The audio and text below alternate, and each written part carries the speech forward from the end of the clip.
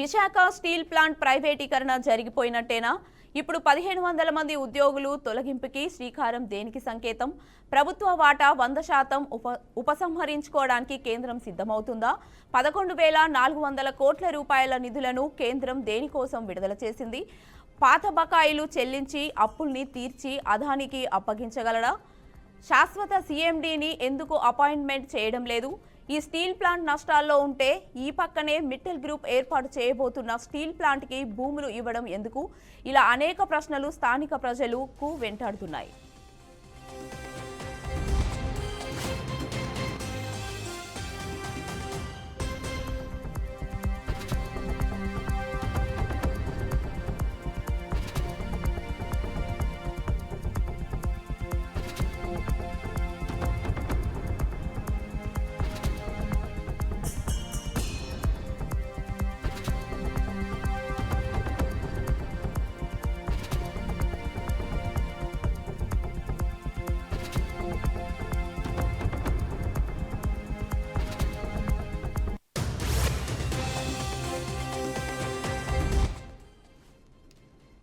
ఇక ఇదే అంశంపై మరింత సమాచారాన్ని మా ప్రతినిధి శ్రీనివాస్ అందిస్తారు. శ్రీనివాస్, చెప్పండి. రైట్. విశాఖ ఉక్కు ఆంధ్రుల హక్కు నినాదంతో 32 మంది ప్రాణత్యాగాల ఫలితంగా ఏర్పడిన ఆర్ఐఎన్ఎల్ రాష్ట్రీయ నిగమ్ లిమిటెడ్ ఏదైతే ఉందో ఇస్పాత్, పూర్తిగా దాన్ని నిర్వీర్యం చేయడానికే ప్రస్తుత ప్రభుత్వం, కేంద్ర ప్రభుత్వం కట్టుబడి ఉంది. ఆ దిశగానే అడుగులు వేస్తుందంటూ కూడా ఇక్కడ స్టీల్ ప్లాంట్ పరిరక్షణ కమిటీ నేతలైతే కూడా, కార్మికులైతే, ఉద్యోగులైతే ఆవేదన వ్యక్తం చేస్తున్న పరిస్థితి అయితే ఉంది. వాళ్ళ ఆవేదనని అంటే నిజం చేసే విధంగానే ఈ రోజు 1500 మంది కాంట్రాక్ట్ కార్మికులను తొలగిస్తూ కూడా వాళ్ళ తాలూకా పేరుతో లిస్టు కూడా విడుదల చేయడం వీళ్ళని తీవ్ర దిగ్భ్రాంతికి కలగజేస్తూ ఉంది. గతంలో అనేక ఉద్యమాలు చేశారు. సుమారు 4 సంవత్సరాలుగా కూడా రిలే నిరాహార దీక్షలు చేస్తున్నారు, బైక్ ర్యాలీలు చేశారు, సభలు పెట్టుకున్నారు, గొరాలు చేశారు, స్టీల్ ప్లాంట్ ముట్టడి చేశారు, ఎడ్మిన్ బ్లాక్ ముట్టడి చేశారు. ఎన్ని చేస్తున్నప్పటికీ స్టీల్ ప్లాంట్ ప్రైవేటీకరణ అంశంలోని, ప్రైవేటీకరణ మీన్స్ ప్రభుత్వ వాటా ఏదైతే ఉందో 100% కూడా నిధుల ఉపసంహరణ దిశగానే కేంద్రం అడుగులు వేస్తుందంటూ కూడా వీళ్ళు ఒకంత ఆవేదన వ్యక్తం చేస్తున్న పరిస్థితి అయితే ఇక్కడ నెలకొని ఉంది. ప్రధానంగా చూసుకుంటే ఇటీవల కాలంలో 11,400 కోట్ల రూపాయల పైచిలకు నిధులు కూడా విడుదల చేశారు.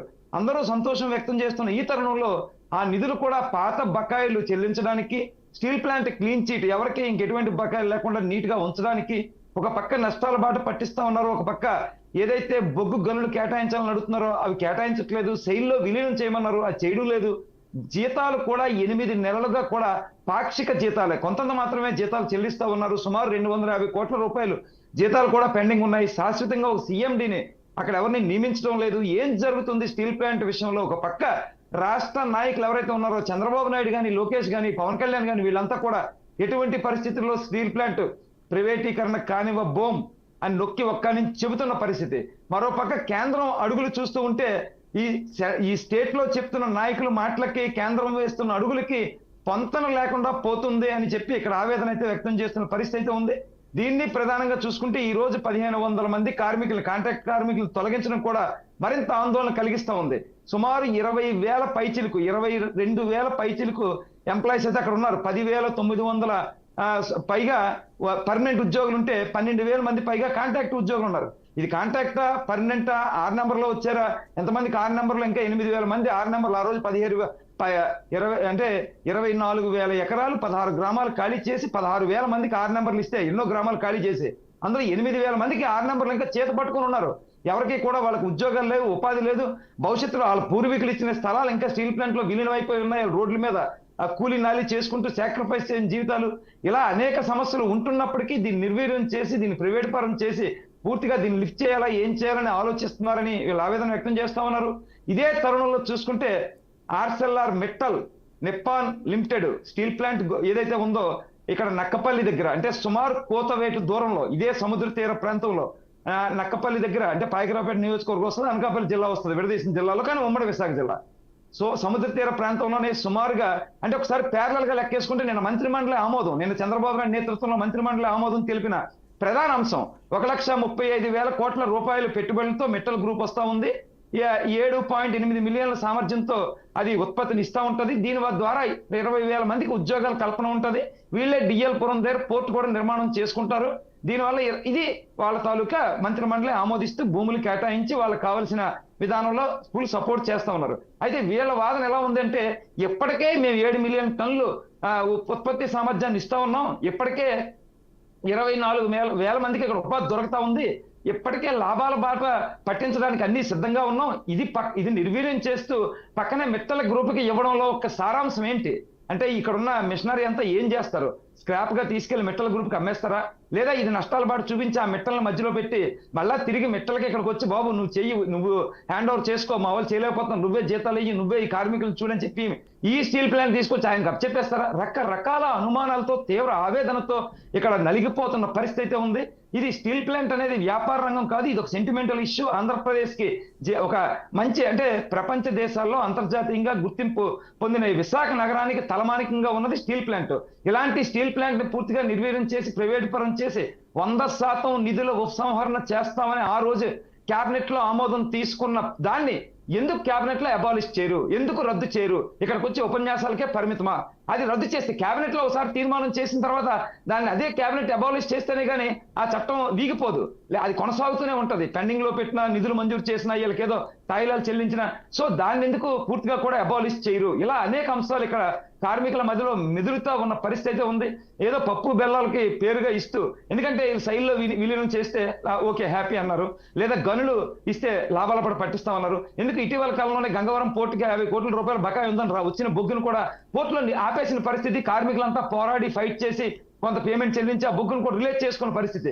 అది నిజానికి ఆ గంగవరం పోర్టు తాలూకా సైట్ కానీ అందులో ఉండే అప్పటి వైసీపీ జగన్మోహన్ రెడ్డి ప్రభుత్వం కూడా ఆంధ్రప్రదేశ్ ఉన్న షేర్లు కూడా ఇచ్చేశారు. ఇవ్వడం వల్ల అదొక నష్టం. పూర్తిగా కూడా అక్కడ నుంచి మనకున్న అంటే ఏదైతే పవర్ ఉంటుందో, మన అధికారం, ఎంత షేర్ ఉన్నప్పటికీ ఆ షేర్ ఉంటే అధికారం ఉంటుంది, అధికారం కోల్పోయేసరికి పూర్తిగా గంగవరం పోర్టు నుంచి వచ్చే బొగ్గులు కూడా స్టీల్ ప్లాంట్ కాపేసి గొడవ పెట్టి తెచ్చుకున్న పరిస్థితి అయితే ఉంది. ఇలాంటి పరిస్థితులు కాకుండా సెంటిమెంటల్ గా చూస్తూ లాభ నష్టాలు బేరేజ్ వేయకుండా 32 మంది ప్రాణత్యాగాల ఫలితాన్ని గుర్తించుకుని ఆ రోజు ఉమ్మడి ఆంధ్రప్రదేశ్ లో ఎంతమంది ఎలాంటి ఫైట్ చేసి దీన్ని సాధించుకున్నారో అన్నింటినీ గుర్తెరిగి పూర్తిగా ఈ స్టీల్ ప్లాంట్ రన్ చేసే విధంగా ఉంచాలి.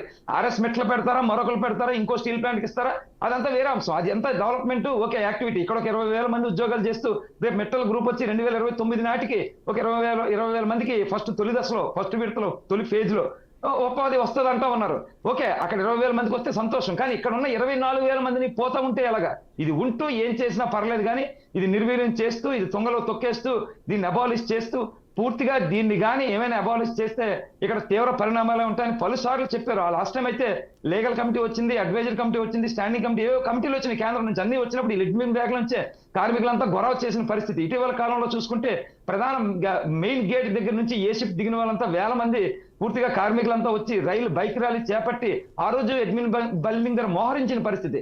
అంటే అనుక్షణము ఉద్యోగం చేస్తూ ఉద్యోగ భద్రత లేకుండా ప్రతి క్షణం భయంతో బ్రతుకుతూ స్టీల్ ప్లాంట్ ఉంటుందా ఉండదా, ఉద్యోగాలు ఉంటాయా ఉండవా, ఈ తొలగింపులకు కారణం ఏంటి, ఎందుకు జీతాలు చెల్లించలేదు, ఎందుకు ప్రావిడెంట్ ఫండ్ ఇవ్వట్లేదు, ఇవన్నీ చూస్తే 250 కోట్ల పెండింగ్ ఉంది. మొన్న విడుదల చేసిన 11,400 కోట్ల రూపాయలని మా 250 కోట్ల రూపాయలు ఎందుకు విడుదల చేయరు? అవి చెల్లిస్తే వీళ్ళందరూ హ్యాపీగా ఉంటారు కదా. ఇటీవలి కాలంలో జనవరిలో సంక్రాంతి వచ్చింది, ఇప్పుడు ఉగాది వచ్చింది, లాస్ట్ అక్టోబర్లో దసరా వచ్చింది. ఈ హిందువుల పండుగలు వస్తున్నాయి, అదే ముస్లిం పండుగలు కూడా వస్తున్నాయి, అలాగే క్రిస్టియన్ పండుగలు వస్తున్నాయి. అన్ని మతాల వాళ్ళు లోపల ఉద్యోగాలు చేస్తున్నారు, కానీ జీతాలు ఉండట్లేదు. పేరుకు ఉద్యోగాలు వెళ్తున్నారు, ఇంట్లో ఇబ్బందులు పడుతూ ఉన్నారు.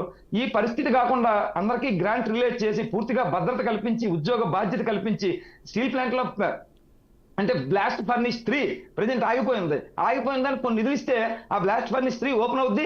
ఆ యూనిట్ ఓపెన్ అయితే మరికొంత సామర్థ్యం పెరుగుతుంది.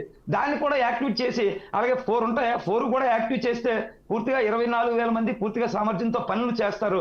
దయచేసి ఆలోచన చేయాలని ఇక్కడ విశాఖ నుంచి అయితే ఈ కార్మికులు, కాంట్రాక్ట్ కార్మికులు కావచ్చు, నిర్వాసితులు కావచ్చు, ఉద్యోగులు, పర్మనెంట్ ఉద్యోగులు కావచ్చు, అందరూ మొర పెట్టుకుంటున్న పరిస్థితి అయితే ఉంది. ఇప్పుడు వచ్చిన లిస్ట్ ఏదైతే 15,100 మందిని తొలగిస్తామని లిస్ట్ కావచ్చు, పర్మనెంట్ ఎంప్లాయీస్ లాస్ట్ టైమే ఇక్కడ నుంచి 500 మందిని పక్కనుండే రూర్కెళ్ళాకో మరెక్కడికో ట్రాన్స్ఫర్లు చేయడం జరిగింది. ఇలా ట్రాన్స్ఫర్ చేయడం అంటే ఇక్కడున్న సామర్థ్యంతో కూడి నష్టాల బాట లేకుండా లాభాలు చూపిస్తామని చెబుతూ అన్ని అణువులు ఉండి, సముద్ర తీర ప్రాంతం ఉంది, ఎక్స్పోర్ట్ ఇంపోర్ట్ అనుకూలంగా ఉండి ఇంతమంది కష్టపడుతున్న దీనిలో ఉన్న 500 మంది ఉద్యోగులను అక్కడ ట్రాన్స్ఫర్ చేయడానికి రీజన్ ఏంటి? పర్మనెంట్ వాళ్ళని ఉంటే ఉండండి, లేకపోతే లేదు. ఇప్పుడు ఒకవేళ పర్మనెంట్ ఎంప్లాయీస్ కానీ కాంట్రాక్ట్ కానీ ఎవరైనా వెళ్ళిపోతామంటే ఇమీడియట్ గా సెటిల్మెంట్, వాళ్ళకి ఎంత వస్తుంది, వాళ్ళ బకాయి ఎంత, వాళ్ళు ఇప్పుడు నుంచి రిటైర్మెంట్ వరకు చేసే శాలరీ ఎంత, వాళ్ళకి వచ్చే భవిష్యత్తులో వచ్చే పెన్షన్ కానీ మరెవరుంటే స్పాట్ సెటిల్మెంట్ బయటకు వెళ్ళిపోండి. అంటే సెటిల్మెంట్ చేయడానికి పంపించేయడానికి డబ్బులు ఉన్నాయి తప్ప జీతాలు సకాలంలో చెల్లించి ఉత్పత్తి సామర్థ్యం పెంచుతూ బొగ్గు గనులను కేటాయిస్తూ ఇవన్నీ చేయడానికి డబ్బులు లేవా? ప్రభుత్వం దేనికో, కేంద్ర ప్రభుత్వం దేనికి దీనికోసం ఆలోచించడం లేదు. ప్యారలల్ గా ఇలా ఉంటూనే పక్కనే ఇంత పెద్ద ఫ్యాక్టరీకి, ఇంత పెద్ద ఉక్కు పరిశ్రమకి, అలాగే డిఎల్పురం దగ్గర వాళ్ళకి పోర్టు కట్టుకోవడానికి కూడా అవకాశం కల్పిస్తా ఉన్నారు. పోర్టు అంటే పోర్టు కూడా మెటల్ గ్రూపే చేస్తుంది. సరే, మెటల్ గ్రూప్ చేసి పోర్టుకి సహాయం అని ఎప్పుడో 2029 2034 ఎప్పటికో ఈ 20,000 మంది 30,000 మంది అన్ని ఫేజీలు పూర్తయితే ఉద్యోగాలు వస్తాయి, 35,000 మందికి ఉద్యోగాలు వస్తాయి, అన్ని ఫేజీలు పూర్తయితే సంతోషం. దాని విషయం వీళ్ళు మాట్లాడట్లేదు. ఇప్పుడున్న 24,000 మంది మేము చేస్తా ఉన్నాము, మా పరిస్థితి ఇలా ఉంది, మా దయనీయ పరిస్థితి ఏంటి, మా ఆందోళనకరంగా ఉన్నాము, ఏం చేయాలో మాకు అర్థం అవడం లేదని పూర్తిగా జేఏసీ అంటే అక్కడ జేఏసీ కాదు, పరిరక్షణ కమిటీ అంటే స్టీల్ ప్లాంట్ పరిరక్షణ కమిటీ నేతలు కావచ్చు, కాంట్రాక్ట్ ఎంప్లాయీస్ కావచ్చు, అందరూ ఆవేదన వ్యక్తం చేస్తున్న పరిస్థితి అయితే ఉంది. దీని మీద కేంద్రం పునరాలోచన చేసి పూర్తిగా ఏదైతే ఆ రోజు కేబినెట్ లో ఆమోదించారో 100% షేరు ఉపసంహరించుకుంటామని, ఆ కేబినెట్ లో ఆమోదించిన ఆ బిల్లుని మళ్ళీ అబాలిష్ చేయాలి, రద్దు చేయాలి అని కోరుకుంటున్నారు. దీని మీద ఈ పవన్ కళ్యాణ్ కానీ చంద్రబాబు నాయుడు కానీ ఫైట్ చేయాలని కూడా విన్నవించుకుంటున్న పరిస్థితి అయితే ఉంది. Okay, right. Thank you Srinivas.